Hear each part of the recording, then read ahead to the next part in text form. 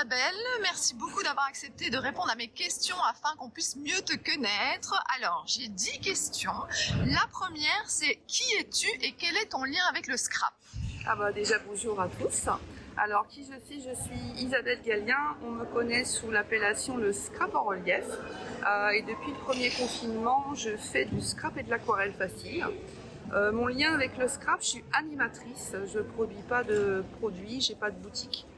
J'anime des ateliers sur toute la France, en Belgique quand j'ai commencé. J'ai fait aussi des stages d'une semaine à Marrakech en mêlant tourisme et scrapbooking. Donc je vais un petit peu partout où on me demande. Voilà. Deuxième question Isabelle, quand et comment as-tu commencé le scrap? Alors j'ai commencé le scrap en 2007. J'étais dans un magasin de jouets pour chercher des cadeaux pour mes enfants. Et en fait dans le rayon qui débutait sur le scrapbooking, je suis tombée sur un magazine qui devait s'appeler Idées de scrap, il me semble. Et j'ai feuilleté et quand j'ai vu ça, je me suis dit c'est ça que je veux faire. Voilà, c'est comme ça que j'ai commencé en fait. On vient de déménager pour aller dans le bar à discute. Pas facile de filmer ici, il y a beaucoup de bruit de salon, mais on tenait vraiment à faire cette interview. Donc la troisième question, c'est quel est ton parcours scrap? Depuis que tu as découvert le scrap jusqu'à maintenant animatrice, que s'est-il passé pour Isabelle? Alors j'avais 40 ans, j'étais assistante de direction dans le bâtiment depuis 18 ans. J'ai fait ma crise de la quarantaine et j'ai transformé mon loisir créatif en métier. Donc tout est parti de là. J'ai fait le deuxième salon Pepper & Show à Versailles qui s'appelait le PAX. Et à ce salon, il y avait des concours, j'en ai fait beaucoup et j'ai remporté quasiment tous les concours, ce qui fait que j'ai eu beaucoup de matériel, notamment de la marque Fiskars, ce qui m'a permis de me lancer.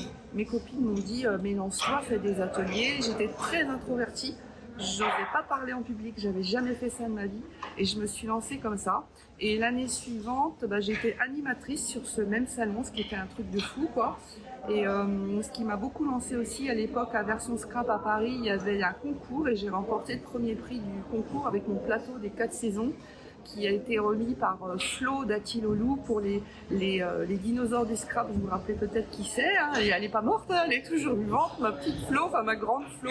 Ça a été beaucoup mon inspiratrice. C'est elle qui m'a remis le premier prix. Ça m'a lancée et tout a commencé l'aventure comme ça en fait. Quatrième question, comment définirais-tu ton style de scrap? Alors dès le départ, le style de mon scrapbooking, c'est le scrap en relief. J'ai toujours aimé mettre du volume, des embellissements qui n'étaient pas forcément dans le domaine du scrapbooking. Je récupérais tout et n'importe quoi. J'ai même fait des pages à mon début avec des Playmobil dessus, avec des petits personnages dessus. J'avais fait une page sur le thème de l'Australie. J'avais fait sécher de la peau de kiwi dessus.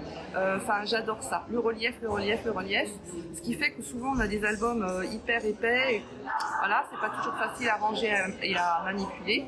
Et donc maintenant je fais du scrap et de l'aquarelle facile, entre autres, hein. Et j'en profite pour vous montrer l'ébauche qui n'est pas terminée, c'est juste les premiers chapitres de mon premier livre qui je pense sortira au printemps, qui va reprendre 7 thèmes chers à mon cœur et où il y aura entre autres du scrap et de l'aquarelle facile. Ça s'appelle Mon printemps créatif. Je vous montre donc Rêverie, que les gens aiment beaucoup, avec une couverture en prix-plaque de Laura Pack avec laquelle j'ai été longtemps d'été. On retrouve toujours une petite céramique nuage cette fois-ci, le pompon de chez Zibuline et voilà. Je vous montre pas tout, je vais vite, sinon il n'y a plus de surprise à ma page préférée. Donc scrap et aquarelle, mais c'est facile.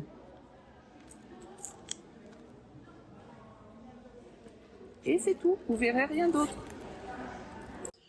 Alors, une petite démonstration de mon mini Les Plaisirs Simples que je fais dans l'heure, dans pas longtemps, avec une petite pomme en céramique, c'est fait main. On ouvre comme ceci. Voilà. Je vous dévoile quelques contenus. Bonjour maman. Hop, un petit pompon de chez Zibuline. Ça tourne, c'est ludique. Hop. Attention, il y a une petite chouette qui est cachée. On voit bien mon comté enfantin. Allez, j'en dis pas plus. Isabelle, quel est le support que tu préfères scraper et pourquoi? Alors, ma préférence va sur les pages en format 30-30, sur du papier aquarelle 300 grammes, parce que ça va vite, et puis parce que c'est ce que je préfère. Je ne saurais pas dire pourquoi, c'est vraiment ma préférence. Quel est ton produit préféré ou ton indispensable dans le scrap? Alors, ma préférence, ce sont les tampons, essentiellement les tampons bois, parce que en fait, c'est un peu comme un objet. J'ai vraiment un côté un peu fétichiste, mais je pense que beaucoup de scrapeuses ou d'animatrices sont comme ça. Le beau tampon bois qu'on garde depuis des années et qu'on ne peut pas se défaire, qu'on ne peut pas revendre ou redonner. Voilà. J'ai une préférence pour tous les tampons qui sont animaliers, ludiques, féeriques, les petites bestioles, les petits personnages un petit peu spécifiques qui touchent au monde de la nature et de la forêt. Ça, c'est mon univers, j'adore. On va faire un petit clin d'œil à Valérie Sécotine de l'ADT La Petite Française, où je suis de temps en temps, mais qui est avec moi depuis 10 ans, où elle fait des petits personnages d'animaux qui sont customisés. On a collaboré sur plusieurs collections ensemble, et c'est vraiment ce que j'aime. C'est le petit animal qui est dans son univers, un peu comme les dessins animés, tout ça, j'aime beaucoup. On se demande souvent où les personnes créent. Est-ce que tu as un atelier créatif, une scrap room? Alors, pendant longtemps, comme beaucoup de scrapeuses, j'ai scrapé sur un petit coin de ma table de salle à manger avec plein de bazar partout qu'il fallait ranger tous les jours. J'ai la chance, depuis que je suis avec mon mari, d'être dans une grande maison. Donc, j'ai une scrap room où je crée. Et ensuite, j'ai une deuxième chambre qui me sert de bureau et de stockage pour toutes les croppes, les mini, etc. Donc, je sais que j'ai beaucoup de chance.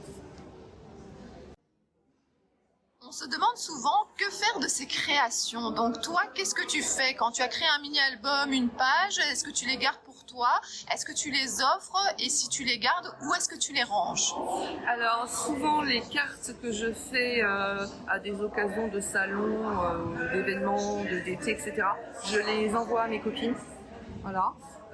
Les pages, j'en ai beaucoup que je stocke dans des cartons dans mon garage ou que j'offre à ma famille. Les mini-albums, souvent je les garde. J'ai beaucoup de mal à les donner. Donc je les garde précieusement dans des cartons. Et puis au bout de 5-6 ans, je ressors tout. Je trouve ça hyper moche. J'enlève tous les embellissements, je les garde et j'enlève les photos et je jette le reste. On est déjà à la 9e question. Est-ce que tu as des projets dont tu peux nous parler? Alors, un projet qui arrive début novembre, c'est que j'ai été contactée par une boutique de scrap à l'île de la Réunion. Et donc, je m'envole avec 2 amis début novembre pour aller faire des ateliers là-bas. Donc, c'est un truc incroyable. Je vais présenter 2 mini-albums et je vais en profiter donc pour rester 15 jours sur place pour des vacances également. Donc vraiment, le scrap, c'est l'opportunité aussi de faire des choses qu'on ne pourrait pas faire dans la vraie vie. J'aurais jamais pu me permettre d'aller là-bas. Donc, c'est trop bien. Mon deuxième projet, c'est quelque chose qui me tient à cœur depuis des années parce que quand j'étais adolescente, je souhaitais écrire. Donc je ne suis pas romancière, mais à travers le scrap, je vais pouvoir donner un peu de ma plume. Donc c'est un projet que j'ai commencé il y a longtemps et en fait je me rends compte que faire un livre, ça prend beaucoup de temps, mais ça me tient énormément à cœur. Et donc je vous le remonte, hein. C'est en maquette pour l'instant, c'est pas fini, je peux pas montrer grand chose mais je vais vite comme ça, voilà, c'est encore en travaux, mais c'est mon deuxième projet qui me tient énormément à cœur. Alors, un tout petit bout de mon premier livre au printemps créatif, donc qui est en cours de construction. Attention, ça va vite, j'aime beaucoup ça. Je vous montre pas tout. Je vais vite.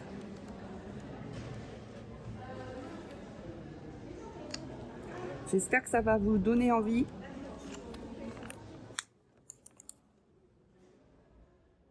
Voilà. Une question un petit peu plus privée. Est-ce que tu arrives à facilement concilier tout ton travail avec le scrap et ta vie privée, familiale?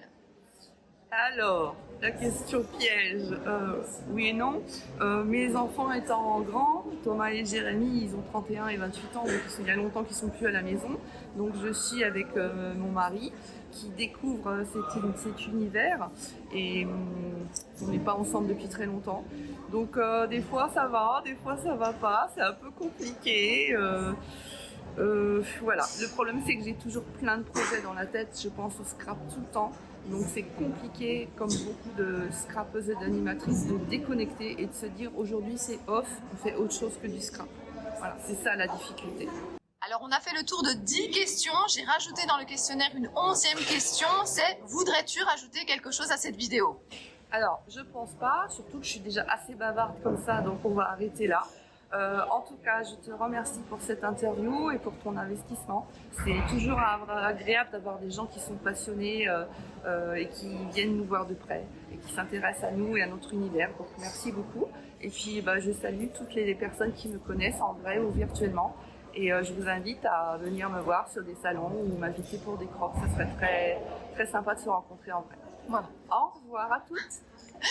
Au revoir. Merci beaucoup Isabelle d'avoir répondu à mes questions et à très bientôt. Merci beaucoup d'avoir regardé cette vidéo et je vous dis à très bientôt pour d'autres vidéos. Bisous bisous.